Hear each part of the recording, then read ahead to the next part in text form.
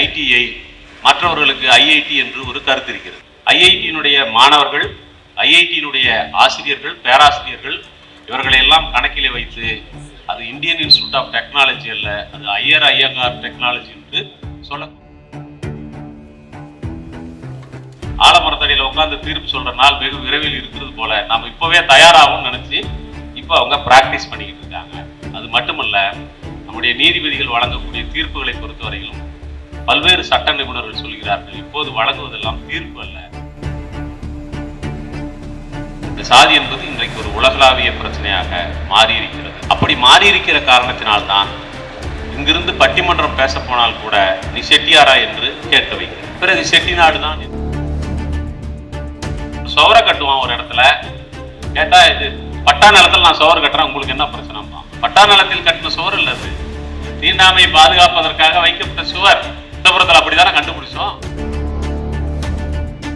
சனாதனத்தின் வழிபடித்தான் தீர்ப்பு சொல்லுவேன் என்று சொல்லக்கூடியவர் தொடங்கி நான் கடவுளிடம் கேட்டுவிட்டு தான் தீர்ப்பு வழங்கினேன் என்று சொல்லக்கூடியவர்கள் வரை தினுசான நீதி.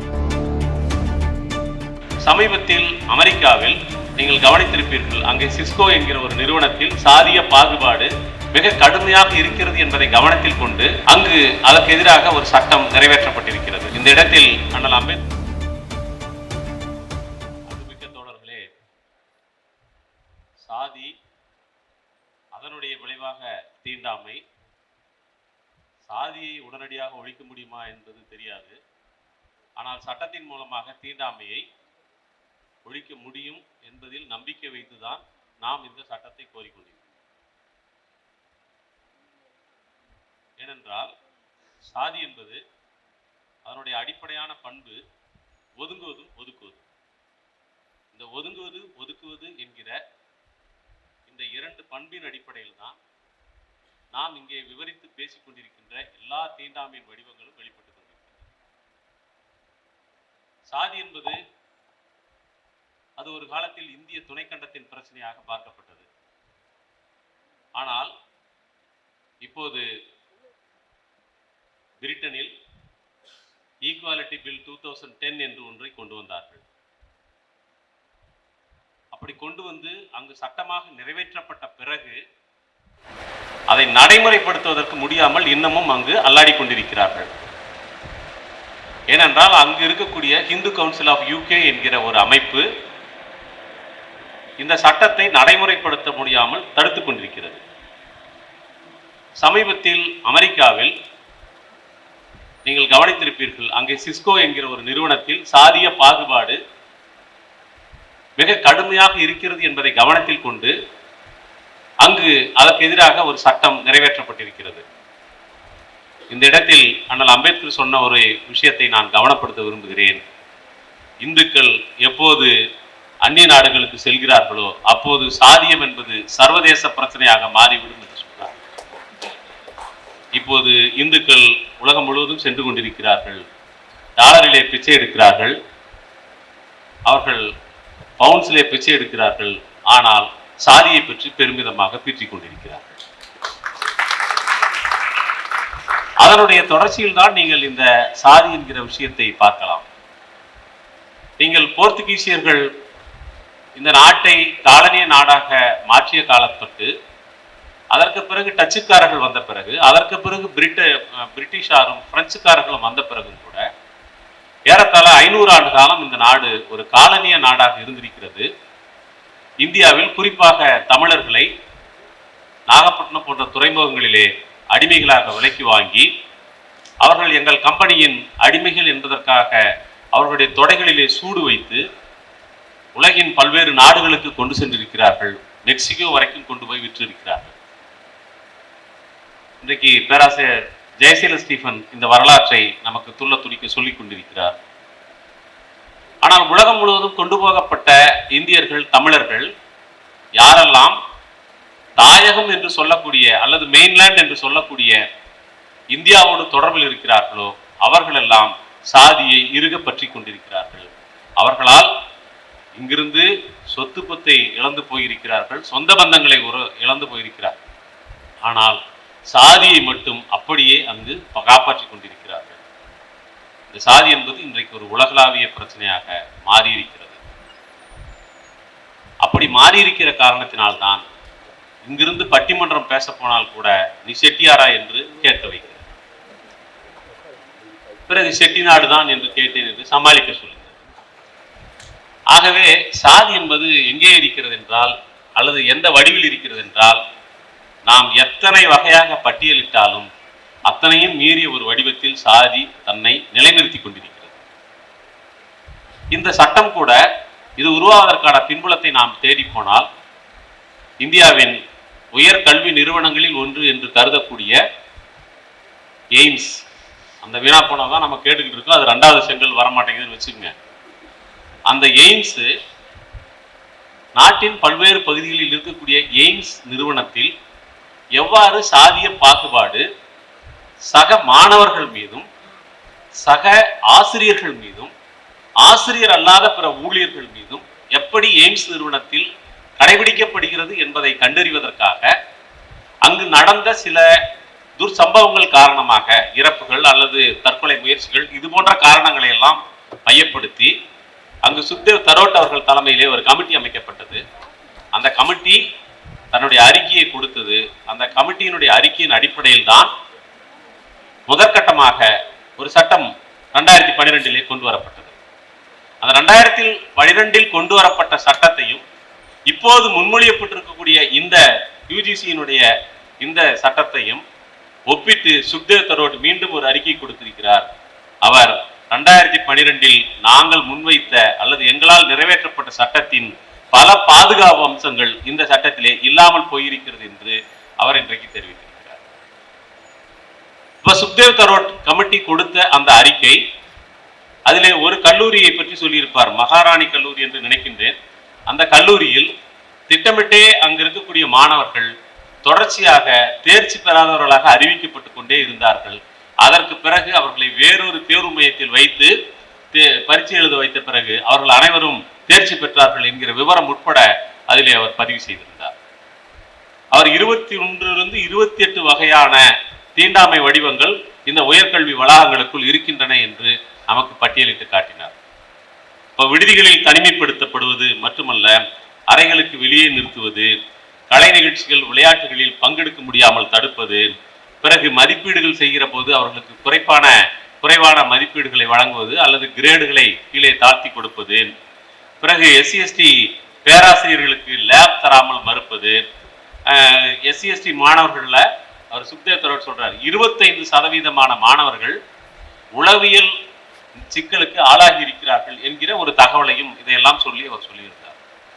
அதன் அடிப்படையில் 2012 நிறைவேற்றப்பட்ட அந்த சட்டம் அது நடைமுறையில் இருந்த போதேதான் நாம் ரோஹித் விமலாவை இழந்தோம், முத்துகிருஷ்ணனை இழந்தோம், செந்தில்குமாரை இழந்தோம், பாயல் தன்பியை இழந்தோம்.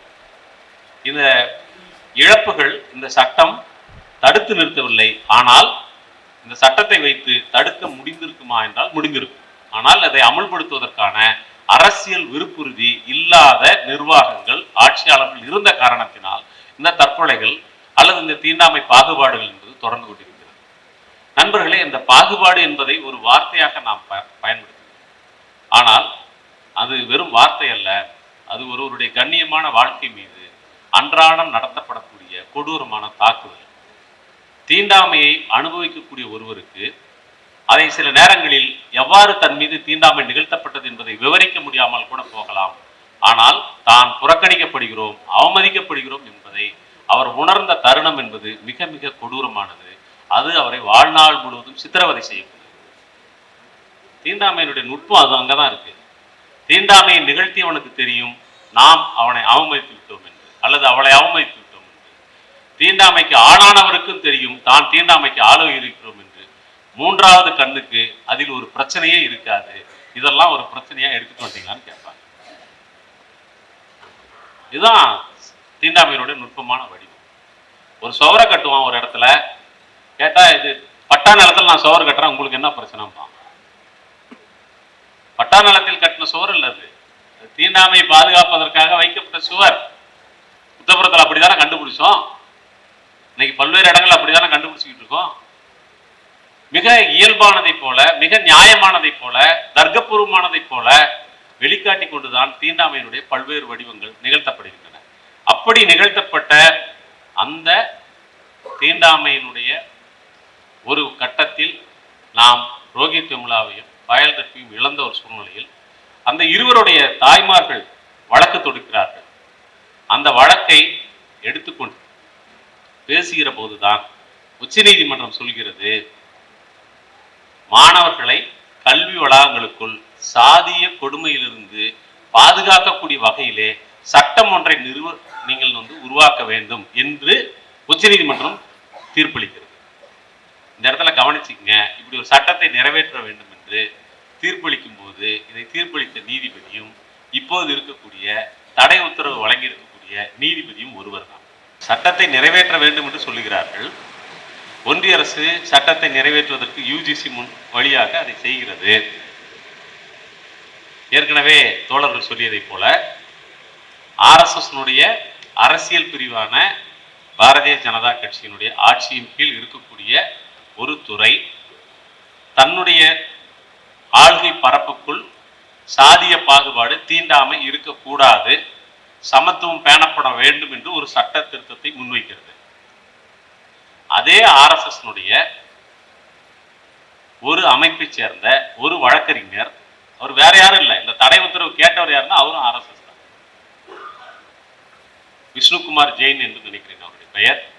அவர் யாருன்னா பாபரி மசூதியை இடித்து தள்ளிவிட்டு அங்க ராமர் கோயிலை கட்ட வேண்டும் என்ற வழக்கை நடத்தி கொண்டிருந்தவருடைய மகன். அவர் தான் இப்போ இந்த வழக்குல ஆஜராக. இப்ப விஷ்ணுகுமார் ஜெயின் கேட்ட அந்த தடை உத்தரவின் மீது தடை உத்தரவு பிறப்பித்த தலைமை நீதிபதி தான் அன்றைக்கு சட்டம் நிறைவேற்ற வேண்டும் என்று சொன்னார். இப்போது இவ்வளவு பெருசா பேசுறாரு. ஆனா அப்ப அவர் பேசுறது எடுத்து பாத்தீங்கன்னா என்ன ஒரு நேர்மையான ஆளுன்னு நீங்க நினைக்கலாம். ஆனால் என்னவென்று தெரியவில்லை. தீர்ப்புகளை சொல்லுகிற போது சனாதனத்தின் வழிபடித்தான் தீர்ப்பு சொல்லுவேன் என்று சொல்லக்கூடியவர் தொடங்கி, நான் கடவுளிடம் கேட்டுவிட்டுத்தான் தீர்ப்பு வழங்கினேன் என்று சொல்லக்கூடியவர்கள் வரை தினுசான நீதிபதிகளை நாம் பார்க்கக்கூடிய காலத்தில் வாழ்ந்து கொண்டிருக்கிறோம். அநேகமாக நம்முடைய குடியரசுத் தலைவர் மர்மு அவர்கள் ஒரு 10 நாளைக்கு முன்னாடி பேசியிருந்தாரு. நீங்க எத்தனை பேர் கவனிச்சிங்கன்னு தெரியல.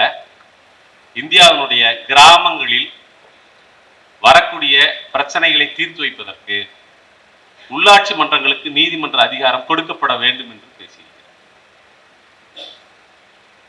அன்றைக்கு பூரண தன்னிறைவு அடைந்த கிராமம் என்ற விஷயத்தை காந்தியடிகள் முன்வைத்த போது, ஆனால் அம்பேத்கர் நீதிமன்ற அதிகாரம் உள்ளிட்ட அனைத்தையும் உள்ளடக்கிய கிராம சுயராஜ்யம் என்கிற இந்த கோரிக்கை ஏற்கனவே சாதிய பாகுபாட்டினால் பிரிந்து கிடக்கின்ற கிராம சமுதாயத்தை அல்லது சாதியவாதிகளின் அதிகாரத்தை இன்னும் அதிகப்படுத்தும்.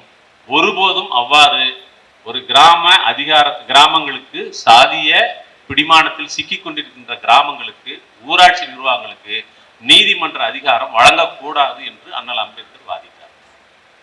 மும்பை சட்ட மேலவை உறுப்பினராக அவர் பேசியதில் இந்த விஷயங்கள் எல்லாம் பதிவாயிருக்கின்றன. ஒருவேளை இந்த நீதிமன்றங்கள்லாம் நம்ம குடியரசுத் தலைவருக்கு அப்படி ஒரு ஐடியா இருக்குது போல, கிராமங்களுக்கு போச்சுன்னா நிச்சயமா சொம்பு எடுத்துக்கிட்டு வெத்தலை தட்டை வச்சுக்கிட்டு ஆலமரத்தடியில் உட்காந்து தீர்ப்பு சொல்ற நாள் வெகு விரைவில் இருக்கிறது போல நாம இப்பவே தயாராகும் நினைச்சு இப்போ அவங்க பிராக்டிஸ் பண்ணிக்கிட்டு இருக்காங்க. அது மட்டுமல்ல, நம்முடைய நீதிபதிகள் வழங்கக்கூடிய தீர்ப்புகளை பொறுத்தவரையிலும் பல்வேறு சட்ட நிபுணர்கள் சொல்கிறார்கள், இப்போது வழங்குவதெல்லாம் தீர்ப்பு அல்ல, அவர்கள் ஓய்வுக்கு பிறகு அடையக்கூடிய பதவிகளுக்கான நேர்முக தேர்வு என்று சொல்லிக் கொண்டிருக்கிறார்கள். ஆகவே நம்முடைய நீதிபதிகள் இப்போது வழங்கக்கூடிய தீர்ப்புகள் எல்லாம் ஏன் என்று சொல்கிறேன். இன்றைக்கு ஒரு தீர்ப்பு வெளியாகிறது. மத்திய பிரதேசத்தில் தார் பகுதியில் இருக்கக்கூடிய ஒரு மசூதி, அந்த மசூதி ஒரு கோயிலின் மீது தான் கட்டப்பட்டிருக்கிறது இன்றைக்கு ஒரு தீர்ப்பு சொல்கிறது. ஆகவே இன்றைக்கு நீதிமன்றங்கள் வேறு வகையான வகையிலே சென்று கொண்டிருக்கிற போது நிறைவேற்றப்பட்ட ஒரு சட்டம் அது நடைமுறைக்கு வருவதற்கு முன்பாகவே தடை செய்யப்பட்டிருக்கிறது. அப்ப இந்த நடைமுறைக்கு வருவதற்கு முன்பாகவே தடை செய்யப்பட்டிருக்கிற இந்த சட்டத்திலேயே பல்வேறு விதமான குறைபாடுகள் இருக்கிறது என்ற வகையில் சுக்தேவ் தரோட் போன்றவர்கள், பல கல்வியாளர்கள், சட்ட நிபுணர்கள் இதை கடுமையாக விமர்சிக்கிறார்கள். ஆனால் அதே நேரத்தில் இதுவரையிலும் தீண்டாமை என்கிற வரம்புக்குள் கொண்டு வரப்படாத ஓபிசி போன்ற பகுதியினர் இந்த சட்ட வரம்புக்குள் கொண்டு வந்து பாதுகாக்கப்பட வேண்டியவர்களாக கொண்டு வரப்பட்டிருக்கிறார்கள் என்ற வகையில் இது வரவேற்கப்படக்கூடியது. அதே நேரத்தில் உயர்கல்வி நிறுவனங்கள், அப்புறம் ஸ்டாண்டலோன் இன்ஸ்டிடியூஷன்ஸ் என்று சொல்லக்கூடிய டீச்சர் ட்ரைனிங் காலேஜஸ் அல்லது பல்வேறு இந்த பார்மா படிப்பு உள்ளது, பாலிடெக்னிக், இதெல்லாம் வராமல் இருக்குது. ஐஐஎம், ஐஐடி எல்லாம் வராமல் இருக்குது. அந்த அந்த மாதிரியான வளாகங்களுக்குள் இருக்கக்கூடிய தீண்டாமை பற்றி இன்னும் இந்த சட்டம் கவனத்தில் கொள்ளவில்லை. ஏற்கனவே பாமர மக்களுக்கு ஐடிஐ, மற்றவர்களுக்கு ஐஐடி என்று ஒரு கருத்து இருக்கிறது. ஐஐடியினுடைய மாணவர்கள், ஐஐடியினுடைய ஆசிரியர்கள், பேராசிரியர்கள் இவர்களையெல்லாம் கணக்கிலே வைத்து அது இந்தியன் இன்ஸ்டிடியூட் ஆஃப் டெக்னாலஜி அல்ல, அது ஐயங்கார் டெக்னாலஜி என்று சொல்லக்கூடியவர்களும் இருக்கிறார்கள். நாம் அந்த அளவுக்கு போக வேண்டியதில்லை என்றாலும் கூட, ஆனால் இப்படியெல்லாம் இல்லை என்று பாசாங்காக பேசிக்கொண்டு நாமே பசப்பிக்கொண்டு இருக்க வேண்டிய அவசியம் இல்லை. சில விஷயங்களை உடைத்து பேச வேண்டியதாக இருக்கிறது. இந்த நிறுவனங்களுக்குள் யார் இருக்கிறார்கள், யார் படிக்கிறார்கள் என்பதையெல்லாம் நாம் கொஞ்சம் கவனம் எடுத்து பார்க்க வேண்டியிருக்கிறது. இப்போது கூடுதலாக ஒரு விஷயத்தை நான் சொல்லி நிறைவு செய்ய விரும்புகிறேன்.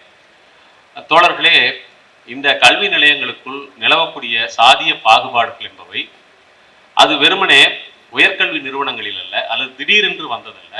அதைத்தான் நம்முடைய தோழர் சாமுவேல் ராஜ் கர்ணனிடம் கேளுங்கள் என்று சொன்னார். காலம் முழுவதும் நாம் இதைத்தான் பேசிக் கொண்டிருக்கிறோம். அது ஏகலைவரிடம் கேட்ட கட்டைவிரலாகட்டும், அல்லது திருவள்ளுவரை இவ்வளவு அறிவான ஒருவன் நிச்சயமாக பார்ப்பன வித்தாகத்தான் இருக்க முடியும் என்று முத்திரை குத்தியதாகட்டும். ஆமா, திருவள்ளுவருக்கு அதான் நடந்துச்சு. அயோத்திதாசர் பங்கெடுத்த ஒரு நிகழ்வில் திருவள்ளுவர் யார் என்கிற விவாதம் வருகிற போது, இவ்வளவு அறிவாளியாக இருக்கக்கூடிய திருவள்ளுவர் நிச்சயமாக ஒரு பார்ப்பன வித்தாகத்தான் இருக்க வேண்டும் என்று சொல்லுகிறார்கள். அப்போது அயோத்திதாசர் கேட்டிருக்கிறார், அப்படி என்றால் இந்த அகரகாரங்களில் தெரிந்து கொண்டிருக்கின்ற இந்த அம்மாஞ்சிகளும் அடிமுட்டாள்களும் யாருடைய வித்து என்று தெரிந்து கொள்ளலாமா என்று அவர் கேட்டதாக ஒரு குறிப்பு இருக்கிறது. ஆகவே இந்த அறிவு என்று சொன்னாலே, கல்வி என்று சொன்னாலே, முறைப்படுத்தப்பட்ட அறிவு என்று சொன்னாலே அது யாருக்கானது என்பதை பொறுத்தவரையிலும் இந்திய சமூகத்தில் நெடுங்காலமாக அது சாதி ரீதியாக பாகுபடுத்தப்பட்டிருக்கிறது. பிரிட்டிஷ்காரர்கள் இங்கு ஒரு நவீன கல்வி முறையை கொண்டு வருவதற்கான ஒரு முயற்சியில் இந்த சமூகத்தில் கல்வி எவ்வாறு இருக்கிறது என்பதை பற்றி ஆய்வு செய்கிற போது, அவர்களுக்கு தங்களுடைய நவீன கல்வியை கொண்டு வர முயற்சிக்கிற போது ஒரு அறிக்கையை தயாரித்தார்கள். அந்த அறிக்கையில் சொல்லுகிறார்கள் அவர்கள், நாங்கள் இந்தியர்களுக்கு பாடம் கற்பிக்கின்ற வேளையில் அவர்கள் முதலில் கேட்கக்கூடியது எங்கள் பெயரை எழுதுவதற்கு எங்களுக்கு கற்றுக் கொடுங்கள் என்று கேட்கிறார். பிறகு அவருடைய தாய் தந்தையரின் பெயரை எழுதுவதற்கு கற்றுக் கொடுங்கள் என்று கேட்கிறார். மூன்றாவது விஷயமாக தங்களுடைய சாதியை எழுதுவதற்கு கற்றுக் கொடுக்கும்படி கேட்கிறார்கள் என்று ஒரு குறிப்பு இருக்கிறது. ஆகவே இந்தியாவில் சாதி என்பது கல்வி நிலையத்திற்கு வெளியே இல்லை, அது கல்வி நிலையத்துக்கு உள்ளே தான் இருக்கிறது, கல்வி முறைக்கு உள்ளே இருக்கிறது. அது மட்டுமல்ல, அதற்கு பிறகு நீங்கள் 1820களிலே கல்கத்தாவில் முதலாக ஒரு மருத்துவக் கல்லூரி நிறுவுகிறார்கள். இந்த பக்கம் பாண்டிச்சேரியில் இருக்கிற இன்றைக்கு இருக்கக்கூடிய ஜிப்மர், அதே நேரத்தில் பிரெஞ்சுக்காரர்களால் அதற்கு தொடங்கப்பட்டது. கல்கத்தாவிலே ஒரு கல்லூரி தொடங்கப்படுகிறது. அந்த கல்லூரி தொடங்கப்பட்டு 25 ஆண்டு காலம் கழித்த பிறகு ஒரு அறிக்கை தயாரிக்கிறார்கள். அந்த அறிக்கையிலே ஒரு குறிப்பிருக்கிறது, மருத்துவக் கல்லூரியில் தொடங்கி 25 ஆண்டுகள் ஆன பிறகும் கூட இப்போது வரை உயர் சாதி என்று சொல்லிக் கொள்ளக்கூடிய பார்ப்பனர்களும் மற்ற இடைநிலை சாதிகளும் ஒருவரும் இதிலே சேருவதற்கு விருப்பம் தெரிவிக்கவில்லை. பெரும்பாலும் முஸ்லிம்களும் பார்சிகளும் தான் படித்துக் கொண்டிருக்கிறார்கள் என்று அந்த அறிக்கை சொல்கிறது. ஏன் மற்ற சாதியினர் வரவில்லை என்றால், இன்னொருவன் உடலை தொடுவது தீட்டு என்று ஆழமான ஒரு கருத்து மனதுக்குள் ஊன்றி இருக்கிற காரணத்தினால் இன்னொருவன் உடலை தொட்டு வைத்தியம் பார்ப்பதற்கு அவர்கள் படிக்க வரவில்லை என்று சொல்கிறார்கள். ஆனால் இன்றைக்கு மிக மோசடியாக மருத்துவக் கல்வி முழுவதையும் கைப்பற்றி இருக்கிறார்கள் என்பது வரலாற்று முரண். ஆனால் இதற்கு முன்பு மனிதனை தொடுவது, சக மனிதனை தொடுவது என்பது தீட்டு என்று அவர்கள் இருந்திருக்கிறார்கள். அப்படியாகத்தான் கல்வியினுடைய தொடக்க காலம் இருந்திருக்கிறது. பிறகு சமூக நீதி இயக்கங்கள் வருகிறது, சமூக நீதியை பற்றி பேசுகிறார்கள், சமத்துவத்தை பற்றி பேசுகிறார்கள், பல்வேறு விதமான விவாதங்கள் நடக்கிறது, சட்ட பாதுகாப்புகள் கோருகிறார்கள். இன்றைக்கு மனோஜ் மிட்டா எழுதியிருக்கக்கூடிய இந்த சாதி பெருமிதம் என்கிற புத்தகம் அது மிக தெளிவாக இன்றைக்கு சாதிய ரீதியாக எப்படி பிளவுபட்ட ஒரு சமூகத்தில் காலனி ஆட்சிக்காரர்கள் இந்த சாதியை ஒழிப்பது என்பது அவர்கள் திட்டத்தில் இல்லை, ஆனால் வேறு வழி இல்லாமல் பல்வேறு சட்ட ரீதியான பாதுகாப்புகளை அவர்கள் எப்படி மேற்கொண்டார்கள் என்பதை பற்றி மிக விரிவாக அவர் பேசியிருக்கிறார். இப்படியான ஒரு கட்டத்தில் தான் நாம் சுதந்திரம் அடைந்தோம். அந்த சுதந்திரம் நமக்கு அண்ணல் அம்பேத்கர் உணர்த்தியதைப் போல அரசியல் ரீதியாக அடைந்த இந்த சுதந்திரம் சமூக ரீதியாகவும் பொருளாதார ரீதியாகவும் விடுதலையாக மாற வேண்டும் என்றால் நாம் என்ன செய்ய வேண்டும் என்று கேட்கிறார். அப்படி என்ன செய்ய வேண்டும் என்று கேட்பதற்கு நான் பிறந்து வளர்ந்த ஒரு சமூகம் எனக்கு பல பாடங்களை சொல்லியிருக்கிறது. நான் ஒரு இயக்கவாதியாக மாறுவதற்கு வழிகாட்டிய இந்திய மாணவர் சங்கம் அதனுடைய முழக்கமே எல்லோருக்கும் கல்வி, எல்லோருக்கும் வேலை என்று சொல்லுகிறது. எல்லோருக்கும் கல்வி என்கிற அந்த முழக்கம் இதுவரைக்கும் எல்லோருக்கும் கல்வி இல்லை என்பதை அறிவிக்கிறது. ஆகவே அது எல்லோருக்கும் கல்வி என்று கேட்கிறது. அந்த எல்லோருக்கும் கல்வி என்று கல்வியை ஜனநாயகப்படுத்தக்கூடிய ஒரு கோரிக்கை அதன் மீது இருக்கிற காரணத்தினால்தான் எல்லோருக்கும் கல்வியை கொடுத்து விடக் கூடாது என்பதற்கான முயற்சி நடந்து கொண்டே இருக்கிறது. இந்த முயற்சியை நீங்கள் பல்கலைக்கழக வளாகத்திற்குள் சாதி, தீண்டாமை அதை கட்டுப்படுத்துவதற்கான சட்டத்தின் வழியாக புரிந்து கொள்ள முடியாது என்று நான் நினைக்கின்றேன். நீங்கள் பிறந்திருக்கக்கூடிய குடும்பத்தில் சாதி இருக்கிறது, நீங்கள் வளரக்கூடிய தெருவில் சாதி இருக்கிறது, நீங்கள் உண்ணும் உணவில் சாதி இருக்கிறது, உடுத்தும் உடையில் சாதி இருக்கிறது, நீங்கள் யாரோடு சேர்ந்து விளையாடுகிறீர்கள் என்பதில் சாதி இருக்கிறது, யாரை திருமணம் செய்து கொள்கிறீர்கள் என்பதில் சாதி இருக்கிறது, நீங்கள் செத்தா உங்களை புதைப்பதா எரிப்பதா என்பதில் சாதி இருக்கிறது, எங்கே புதைப்பது எங்கே எரிப்பது என்பதில் சாதி இருக்கிறது. எல்லாவற்றிலும் சாதியை வைத்துக் கொண்டு பல்கலைக்கழக வளாகத்திற்குள் சாதி இருக்கக்கூடாது என்று நாம் நினைத்தால் அது எவ்வளவு தூரம் நடைமுறை சாத்தியம் நீங்க நினைக்கலாம். நீங்க பல்கலைக்கழகத்துக்கு போயிட்டீங்களே, ஸ்கூல்லயே இருக்குது அதான சந்துரு சொல்றாரு அப்படின்னா, தோழர்களே அது இங்க மட்டும் இல்ல, இன்னைக்கு இந்துக்கள் போன இடங்கள்ல போறோம் இதை கொண்டு வந்து நிறுவி இருக்கிறார்கள். ஆகவே சாதியத்திற்கு எதிரான ஒரு தீர்மானகரமான கருத்தியல் ரீதியான போராட்டத்தை நாம் நடத்தி கொண்டே சக மனிதனை தீண்டக்கூடாது என்று இருக்கக்கூடிய தீண்டாமைக்கு எதிரான சட்ட பாதுகாப்பை கோருவதற்கு நாம் முழு உரிமை பெற்றிருக்கிறோம். சாதிக்கு எதிரான உணர்வை வளர்த்துக் கொள்வது என்பது, சாதியை ஒழிப்பது என்பது ஒருவர் தன்னைத்தானே உணர்வு பூர்வமாக ஒப்பு கொடுத்து மன போராட்டத்தின் வழியாக, கருத்தியல் போராட்டத்தின் வழியாக கடக்க வேண்டிய இடமாக அண்ணல் அம்பேத்கர் சாதியை சொல்லுகிறார். கடந்துடலாம். அவர் சொல்லுகிறார், சாதி என்பது ஒரு திடப்பொருளாக இருந்தால் அதை எளிதில் கடந்து விடலாம் அல்லது தூக்கி எறிந்து விடலாம். அது ஒரு உணர்வு நிலையாக இருக்கிறது. அதற்கு எதிராக நாமே நமக்குள் போராடித்தான் சாதியை ஒழிக்க முடியும் என்று சொல்லியிருக்கிறார். இல்லை என்றால் கோட்டை முன்னால் ஆர்ப்பாட்டம், தெருமுழுக்க தர்ணா என்று ஏதாவது ஒன்றை நடத்தி நாம் இதை ஒழித்து கட்டியிருக்கலாம். அப்படி அல்ல. சாதி என்பது நமக்குள் இருக்கிறது, நம் ஒவ்வொருவருக்குள்ளும் இருக்கிறது. அதை எதிர்த்த போராட்டம் என்பது வேறு. அதே நேரத்தில் என் சக மனிதரை மனிதர் என்ற ஒரு காரணத்துக்காக மதிக்கும் பண்பை எதன் பேராலும் நாம் சமரசம் செய்து கொள்ளக்கூடாது. இந்த ஒரு விஷயத்தை தான் நாம் திரும்ப திரும்ப சொல்ல வேண்டியிருக்கிறது. இந்த நாட்டினுடைய அரசியல் சட்டம் சாசனம் மதச்சார்பற்றது என்று சொல்லி இருக்கிறது இந்த நாட்டை. ஆனால் இன்னமும் அது சாதி சார்பற்றது என்று அறிவிக்கவில்லை. ஆனால் மேலிருந்து கீழ் வரையிலும் சாதி சார்பான அரசு நிர்வாகம், நீதித்துறை, நாடாளுமன்றம், இராணுவம், இராணுவத்தில் சாதி எவ்வாறு இயங்குகிறது என்பதை பற்றி தனியாக எழுதி கொண்டிருக்கிறார்கள். இராணுவம் எல்லா இடங்களிலும் நீக்கமர நிறைந்திருக்கிற சாதியை அது ஒழியும் போதுதான் நாம் விடுதலை என்பது லட்சியமாக இருக்கலாம். ஆனால் அதன் பேரால் என்னுடைய சுயமரியாதை, என்னுடைய தன்னுணர்வு, என்னுடைய ஆற்றல், என்னுடைய திறமை, என்னுடைய தகுதி எது ஒன்றும் அவமதிக்கப்படுவதை ஒரு இயல்பான மனித பண்புள்ள யாராலும் ஏற்க முடியாது என்பதற்காகத்தான் இந்த சட்டம் உடனடியாக நிறைவேற்றப்பட வேண்டும் என்று நாம் இந்த நேரத்திலே நாம இந்த கருத்தரங்கை நடத்துகிறோம். இந்த கருத்தரங்கம் நிச்சயமாக ஒரு போராட்ட வடிவம் கிடையாது. போராட்டத்திற்கு திட்டமிடுவதுதான் கருத்தரங்கத்தின் வேலை. ஆகவே நாம் இந்த போராட்டத்தின் வழியாக இந்த கருத்தரங்கத்தின் மூலமாக நிறைவேற்றக்கூடிய தீர்மானம் நம்முடைய அடுத்த கட்ட நடவடிக்கைகளுக்கு வழிவகுப்பதாக இருக்க வேண்டும் என்பது ஒரு விஷயம். அடுத்து இது வெறுமனே இந்த பல்கலைக்கழக சட்டம் மட்டுமல்ல, திருச்சி NIT அல்லது கொங்கு நாடு கல்லூரி, இப்படி இன்றைக்கு தமிழ்நாடு முழுவதும், இந்தியா முழுவதும் தனியார் கல்லூரிகளில், நிகர்நிலை பல்கலைக்கழகங்களில் RSS தன்னுடைய நிகழ்ச்சிகளை நிறைவேற்றுவதற்கான பல்வேறு முயற்சிகளை செய்து கொண்டிருக்கிறது. அதை தடுப்பதற்கு உடனடியாக நாம் களத்தில் இறங்க வேண்டியிருக்கிறது. இன்றைக்கு திருச்சி NITயில் சோத் என்கிற ஒரு அமைப்பினுடன் சேர்ந்து ஒரு கருத்தரங்கத்தை மாணவர்களுக்கு நடத்துகிறார்கள். அந்த சோத் என்கிற அமைப்பு வெளிப்படையாக பார்த்தால் ஏதோ கல்விக்காக சேவை செய்யக்கூடிய ஒரு அமைப்பை போல இருக்கிறது. உண்மையில் அந்த அமைப்பு யாருடையது என்றால் ABVP உருவாக்கி இருக்கக்கூடிய ஒரு அமைப்பு. ABVP என்று வந்தால் அதன் முகரக்கட்டை நமக்கு தெரியும். அதனால அதை மறைத்து கொண்டு அவர்கள் ஏற்கனவே முகமூடிக்கு மேல இன்னொரு முகமூடி அணிந்து கொண்டு வருகிறார்கள் என்பதுதான்.